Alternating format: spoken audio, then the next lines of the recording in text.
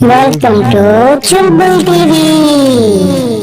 एक आवारा कौवा जो जंगल में सबको बहुत तंग करता था।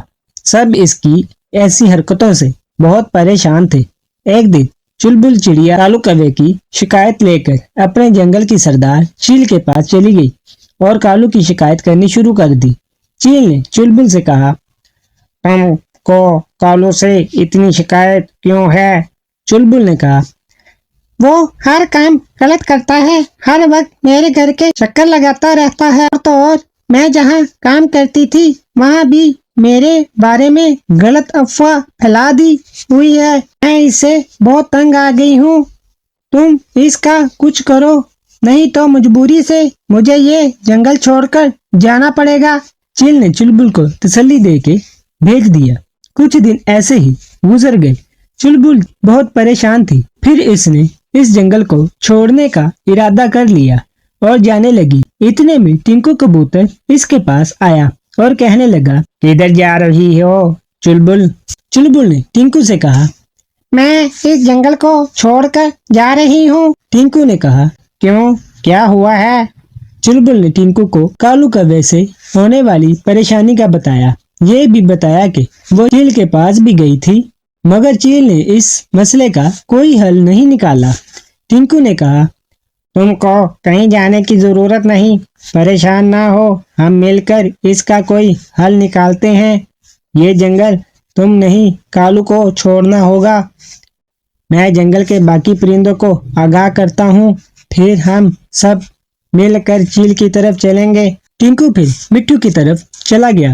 मिट्ठू को साथ लेकर चुलबुल चिड़िया की तरफ आया। मिट्ठू ने भी चुलबुल को तसल्ली दी और वो चील के पास आ गए।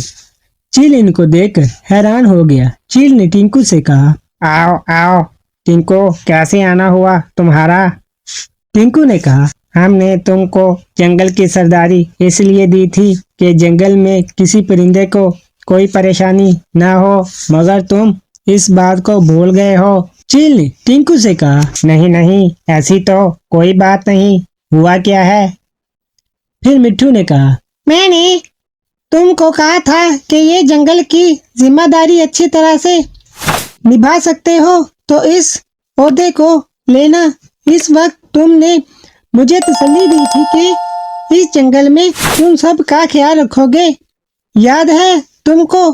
चील ने कहा, हाँ हाँ याद है, मगर बात क्या है? फिर चुलबुल ने कहा, तुम तो ऐसे अनजान बन रहे हो जैसे तुमको तो कुछ पता ही नहीं। मैं तुम्हारे पास कालू कौवे की शिकायत लेकर आई थी, तुमने इसका कोई हल किया है क्या?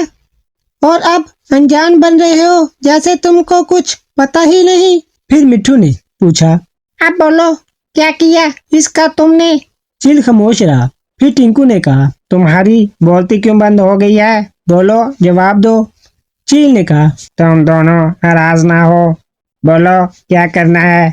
जैसे तुम कहते हो वैसा ही होगा।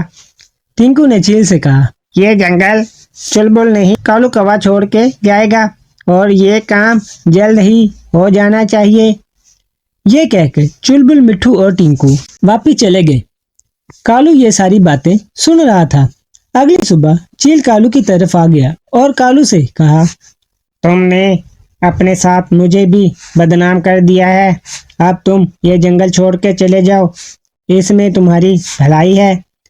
कालू ने चील से कहा, अरे वाह, अब इस मिट्ठू और टिंकू की खातिर तुम अपने दोस्त को जंगल से निकाल दोगे? इस जंगल के सरदार तुम हो, ना कि वो टिंकू। तुम इस मिट्ठू से क्यों इतने डरते हो? चील ने कहा, वो कोई आम मिट्ठू नहीं, ये उस बादशाह का दोस्त है जो 20 जंगलों पर बादशाहत करता है, जिसमें ये जंगल भी शामिल है। तुम नहीं जानते कि सरदारी मुझे उसी मिट्ठू की वजह से ही मिली है। हम दोनों की भलाई इसमें है कि इनकी बात मान ले। कालू ने इसकी बात ना मानी। चील ने कहा, अभी तुम चले जाओ, कुछ हालात अच्छे हुए तो मैं तुमको वापस बुला लूंगा। अब तुम चले जाओ, क्यों मेरी जान के दुश्मन बने हुए हो? कालू को फिर जंगल छोड़कर जाना पड़ा।